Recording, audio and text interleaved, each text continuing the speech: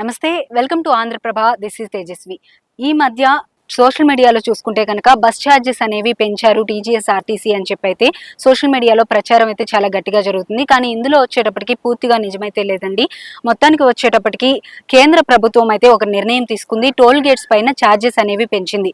So toll gates వైపు కనుక ఏ buses అయితే వెళ్తాయో ఆ బస్సెస్ వరకు మాత్రమే టికెట్ పైన ₹3 వరకు ఛార్జెస్ అయితే పెరిగాయి. ఇందులో వచ్చేటప్పటికి ఆర్డినరీ, ఎక్స్ప్రెస్, అలాగే సూపర్ లగ్జరీ బస్సెస్ కానీ, అలాగే రాజధాని, అమరావతి, ఇలాగ ఇటువంటి వజ్ర బస్ కానీ, బస్సులని ఏవైతే ఉంటాయో గరుడ బస్సెస్, వీటిపైన బస్సును బట్టి ఛార్జెస్ అనేవి పెరుగుతూ వచ్చాయి.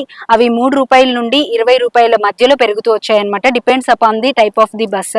అలాగే నార్మల్ బస్సెస్ ఏవైతే ఉంటాయో వాటిపైన, లోకల్లో తిరిగే బస్సెస్, టోల్ గేట్స్ తో సంబంధం లేకుండా తిరిగే బస్సెస్ పైన అయితే ఎటువంటి ఛార్జీలు పడవు. అంతేకాకుండా తెలంగాణ ప్రభుత్వం ఇప్పటికే మహిళలకి ఉచిత బస్ సర్వీస్ అయితే ఇవ్వడం జరిగింది.